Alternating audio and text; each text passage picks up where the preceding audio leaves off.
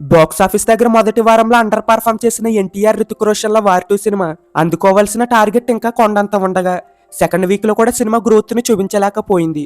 తెలుగు రాష్ట్రాల్లో మరింతగా డ్రాప్స్ ను సొంతం చేసుకున్న సినిమా వరల్డ్ వైడ్ గా కూడా డ్రాప్స్ ని కంటిన్యూ చేయగా 9వ రోజు తెలుగు రాష్ట్రాల్లో 17 లక్షల షేర్ ను అందుకోగా వరల్డ్ వైడ్ గా సినిమా 5.70 కోట్ల గ్రాస్ ను 2.72 కోట్ల షేర్ మార్క్ ను అందుకుంది.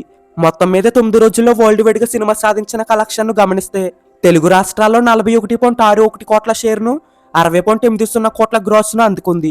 ఇంకా కర్ణాటకలో 7.75 కోట్లు, తమిళ అలాగే కేరళలో 2.8 కోట్లు, హిందీ అలాగే రెస్ట్ ఆఫ్ ఇండియాలో 75.55 కోట్లు, ఓవర్సీస్ లో 33.45 కోట్ల షేర్ను అందుకున్న ఈ సినిమా వరల్డ్ వైడ్ గా 161.14 కోట్ల షేర్ను 309.90 కోట్ల గ్రాస్ ను అందుకుంది. 307 కోట్ల బ్రేక్ ఈవెన్ టార్గెట్ తో బరిలోకి దిగిన ఈ సినిమా క్లీన్ హిట్ అవ్వాలంటే మరో 145.80 కోట్ల షేర్ను అందుకోవాల్సి ఉంది. దీనిపై మీ అభిప్రాయం ఏంటో కామెంట్ చేయండి. అలాగే ఈ వీడియో కనుక మీకు నచ్చితే ఈ వీడియోని లైక్ చేసి ఛానల్ను సబ్స్క్రైబ్ చేయడం మాత్రం మర్చిపోకండి.